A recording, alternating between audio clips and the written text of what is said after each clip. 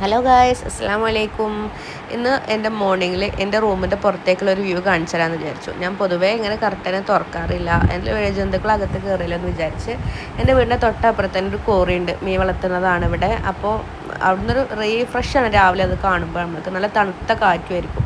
അപ്പോൾ ജനലൊക്കെ ഒന്ന് തുറന്നിട്ട് ഞാൻ പുറത്തിറങ്ങിയപ്പോൾ അടിപൊളി ഒരു സൺസെറ്റൊക്കെ കണ്ടു. പിന്നെ ഞാൻ അപ്പം ഞങ്ങൾ അവിടുത്തെ ഒരു ചേട്ടായി പോത്തിനെ കുളിപ്പിക്കാനൊക്കെ വേണ്ടിയിട്ടാണ് വന്നതായിരുന്നു. ഞാൻ ഒന്നുമില്ലാത്ത ക്യാമറ കണ്ടപ്പോൾ അതിങ്ങനെ നോക്കുക, ചേട്ടായി എന്നെ നോക്കുകയാണ്. ദെൻ മോർണിംഗിൽ എപ്പോഴും നല്ലൊരു വൈബല്ലേ. അപ്പോൾ തന്നെ ഐസ് എണീറ്റ് വന്ന് പോത്തിനെ കുളിപ്പിക്കണം കണ്ടിട്ട് അവളതൊക്കെ കാണാൻ പോയി. പിന്നെ അവളൊക്കെ ഊഞ്ഞാലാടി.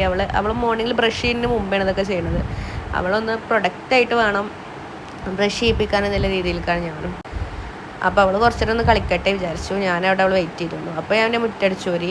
അവൾ ഏതായാലും വിളിച്ചിട്ട് വരുന്നൊന്നുമില്ല. ഇതന്നെ അകത്ത് കയറി പിന്നെ അവൾ ബ്രഷൊക്കെ ചെയ്ത് അവൾ തന്നെ ഒറ്റക്ക് ബ്രഷൊക്കെ ചെയ്യും. ഇപ്പോൾ ഹൈറ്റ് ഇല്ലാത്തതുകൊണ്ട് കണ്ടോ അവൾ ഇതൊക്കെ വെച്ചിട്ട് കസേര വെച്ചിട്ടായിരിക്കണേ.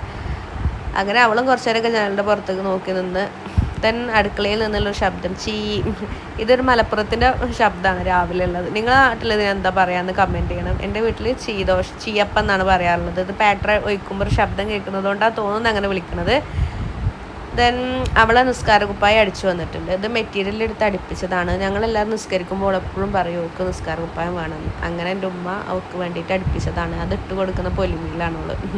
ഇന്ന് ഭയങ്കര നിസ്കാരമായിരുന്നു. അതുകൊണ്ട് കുഞ്ഞു മക്കൾ ഇങ്ങനെ ഇതൊക്കെ കൊടുക്കുമ്പോൾ ഇങ്ങനെ ഇത്ര ചെറുപ്പത്തിൽ തന്നെ ഇതൊക്കെ മേടിച്ച് കൊടുക്കുമ്പോൾ അവർക്കും തന്നെ ഈ നിസ്കാരത്തിനോടൊക്കെ ഒരു പ്രോത്സാഹനമായിരിക്കും. പിന്നെ അവളെയൊക്കെ ഒന്ന് ഫ്രഷ് ആക്കി ഞാൻ ഇന്ന് അവളെ നഴ്സറിക്ക് കൊണ്ടുവെക്കാണ്. നഴ്സറിക്ക് പോകാനൊന്നും ആയിട്ടില്ല, പക്ഷെ അവൾക്ക് ഭയങ്കര ഇഷ്ടമാണ് നഴ്സറിക്ക് പോകുന്നത്. ഞാൻ കോളേജിലേക്ക് പോകുമ്പോൾ എന്ന് അവൾ പറയും അവൾക്ക് നഴ്സറിക്ക് പോകണമെന്ന്. അപ്പോൾ എനിക്ക് കുറച്ച് ആവശ്യം ഉണ്ടായിരുന്നു, നഴ്സറിൻ്റെ അടുത്തേക്ക് പോകേണ്ട ഒരു ആവശ്യം. അതുകൊണ്ട് അവളെ ഒന്ന് കുറച്ച് നേരം അവിടെ ഇരുത്താമെന്ന് വിചാരിച്ചു. അവളെ സ്ഥിരമായിട്ട് ഇരുത്താനൊന്നുമല്ല, ഞാൻ തിരിച്ചു വരുമ്പോൾ അവൾ കൊണ്ടുവരും ചെയ്യും കേട്ടോ. ഞാൻ വിചാരിച്ച അവൾ കരയുന്നു, കാരണം കുറച്ച് പിള്ളേർ അവിടെ കരയണുണ്ടായിരുന്നു. പക്ഷെ അവൾ നന്നായിട്ട് കോർപ്പറേറ്റ് ചെയ്യുന്നു. അവർക്ക് ഇങ്ങോട്ട് തിരിച്ചു വരാൻ അവൾക്ക് താല്പര്യം ഉണ്ടാകുന്നില്ല. അങ്ങനെ മക്കളൊക്കെ കാണുമ്പോൾ അവർക്കും തന്നെ ഒരു സന്തോഷമല്ലേ. അവൾ കയ്യിൽ പ്രായമായിട്ടില്ല, അതുകൊണ്ട് ഏജ് ആകാത്തതുകൊണ്ട് അവളവിടെ ഇരുത്താൻ പറ്റില്ല എന്ന് ടീച്ചർ പറഞ്ഞു. ഞാൻ അവിടെ ഇരുത്താനും വിചാരിച്ചിട്ടുണ്ടായിരുന്നില്ല. പക്ഷെ എന്താണ് നഴ്സറി എന്ന് അവൾ അറിയട്ടെ വിചാരിച്ച് ബാഗൊക്കെ ഇട്ടാണ് അവൾ പോയിട്ടുള്ളത്. മാഷാ അല്ലാ.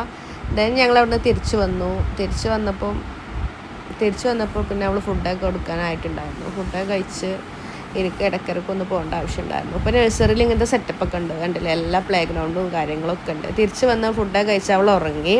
എനിക്ക് ഇടയ്ക്കിടയ്ക്ക് പോകേണ്ട ഒരു കാര്യം ഉണ്ടായിരുന്നു. അപ്പോൾ തന്നെ ഞാനും ഫുഡ് കഴിച്ചു, നിസ്കാരമൊക്കെ കഴിഞ്ഞ് ഞാനും പ്രിപ്പയർ ആയിരുന്നു. എൻ്റെ ഫ്രണ്ട്സ് അവിടെ നിന്ന് നിലമ്പൂരിൽ നിന്ന് വിളിക്കുമെന്ന് പറഞ്ഞിട്ടുണ്ടായിരുന്നു കോളേജ് കഴിഞ്ഞ് വരുമ്പോൾ. അപ്പം ഞാൻ അവിടേക്ക് എത്തി. കറക്റ്റ് ടൈമിലൊരു വിളിച്ചിൻ്റെ എല്ലാം കഴിഞ്ഞ് ഞാനവിടെ എത്തി.